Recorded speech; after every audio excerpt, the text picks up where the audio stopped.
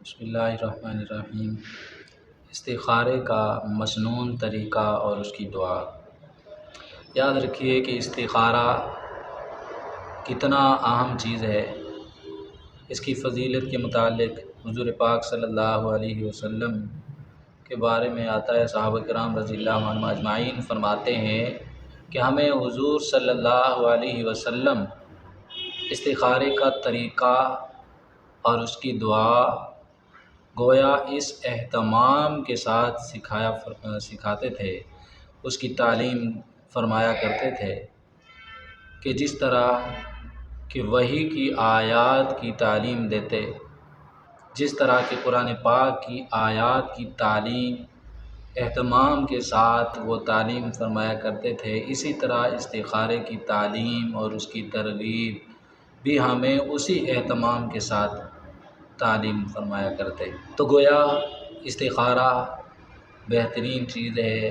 حضور نبی کریم صلی اللہ علیہ وسلم نے خود صحابہ کرام کو حکم دیا اور سکھلایا، اور اس میں ایک بات اور بھی یاد رکھنے کی قابل ہے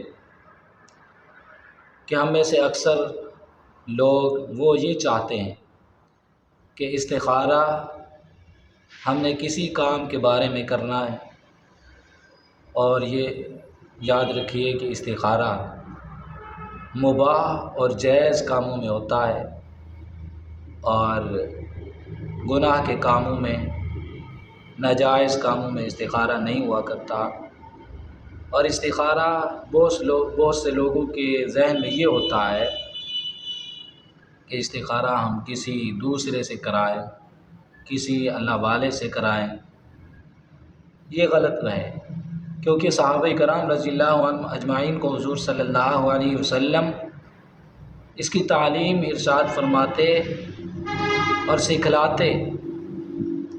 گویا صحابہ کرام کے دور میں، حضور صلی اللہ علیہ وسلم کے دور میں صحابہ کرام نے کبھی ایسا نہیں کیا کہ استخارہ حضور نبی کریم صلی اللہ علیہ وسلم سے کراتے، حالانکہ اس دور میں، اس وقت میں حضور نبی کریم صلی اللہ علیہ وسلم سے افضل ترین ہستی نہ بعد میں ہے نہ اس وقت تھی، لیکن اس کے باوجود صحابہ کرام کو حضور نبی کریم صلی اللہ علیہ وسلم تعلیم دیتے، اور صحابہ کرام حضور نبی کریم صلی اللہ علیہ وسلم سے استخارہ کرانے کی بجائے اپنے ذات یعنی اپنے آپ خود ہی کرتے۔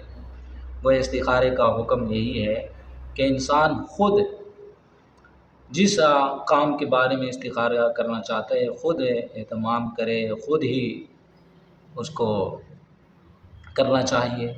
اور استخارہ کرنے کا مسنون طریقہ یہ ہے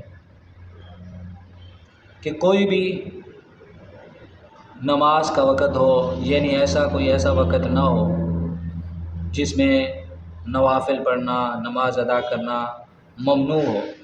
ممنوع اوقات کے علاوہ کسی بھی وقت جب نماز کا وقت ہو، اس وقت دن میں ہو یا رات میں ہو، 2 رکعت نماز استخارہ کی نیت سے وہ ادا کرے۔ یاد رکھیے کہ استخارہ جب آدمی کرتا ہے، اس میں ہمارے معاشرے میں یہ مشہور ہے کہ خواب آئے اور خواب میں بتلایا جائے، دکھلایا جائے کہ یہ کام تیرے لیے فائدہ مند ہے یا یہ کام تیرے لیے نقصان دہ ہے۔ ایسا ہرگز نہیں ہے۔ خواب آنا ضروری نہیں ہے، بلکہ قلبی رجحان یعنی دل اس کام کی طرف مائل ہو جائے، کرنے کی طرف، تو وہ کام کر لیا جائے۔ اگر دل مائل ہو نہ کرنے کی طرف تو وہ اس کام کو چھوڑ دیا جائے۔ اور جب آدمی استخارہ کرتا ہے اور کبھی دل کا میلان ہو جاتا ہے ایک کام کے کرنے کی طرف، تو اللہ تعالیٰ اس کے اسباب پیدا فرما دیتے ہیں، اس کے لیے آسان فرما دیتے ہیں۔ اگر نہیں بہتر ہوتا تو وہ اسباب پیدا نہیں ہوتے۔ تو بات یہ ہے، خلاصہ یہی ہے کہ استخارہ میں خواب کا آنا ضروری نہیں ہے۔ قلبی رجحان، دلی میلان وہ ہو جاتا ہے۔ استخارہ کی طریقہ وہی بتلا دیا کہ 2 رکعت نماز نفل ادا کرے، پھر اس کے بعد استخارہ کی مسنون دعا جو حضور نبی کریم صلی اللہ علیہ وسلم نے بتلائی ہے وہ پڑھ کر اور پھر اللہ تعالیٰ سے دعا مانگ کر اور سو جائے تو اللہ تعالیٰ خیر والا معاملہ فرمائیں گے۔ استخارہ کی مسنون دعا وہ مسنون دعاؤں کی کتاب میں موجود ہوتی ہے، چھپی ہوئی میں مل جاتی ہے۔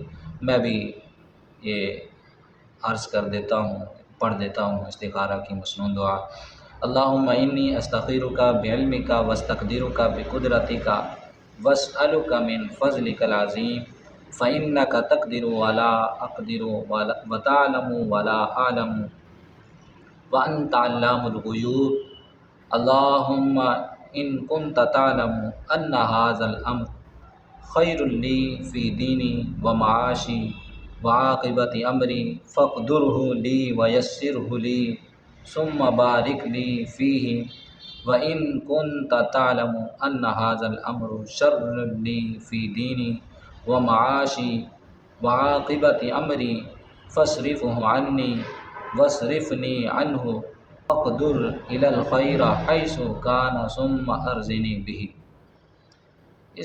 اس دعا میں ان هذا الامر اس جگہ پر جو اپنے کام ہے اس کا تصور کر لے۔ بہتر یہی ہے کہ اگر عربی میں وہ اس کام کے الفاظ آتے ہیں تو وہی الفاظ ادا کر دیں۔ مثلا نکاح کے متعلق استخارہ کر رہا ہے تو ھذا النکاح کہہ دے، یا سفر کے متعلق استخارہ کر رہا ہے تو ھذا السفر کہہ دے، یا اگر کوئی ایسے الفاظ نہ آئیں تو ھذا الامر بھی کہہ سکتے ہیں، اور ھذا الامر کہتے ہوئے جس مقصد اور جس کام کے لیے استخارہ کر رہا ہے ذہن میں وہ تصور، وہ مقصد ذہن میں لے آئے تو یہ دعا پڑھ لے۔ ھذا الامر کی جگہ اپنے مقصد اور کام کو سامنے رکھتے اور توجہ دے تو یہ دعا پڑھ کے پھر رات کو کر رہا ہے تو سو جائے۔ تو بہرحال یہ مسنون طریقہ ہے اور اس میں خواب کا آنا ضروری نہیں، دل کا میلان، دل کا متوجہ ہو جانا یہ کافی ہے۔ اللہ تعالیٰ ہمیں سمجھنے کی اور تمام نیک حاجات کو صحیح معنوں میں پورا کرنے کی توفیق نصیب فرمائے۔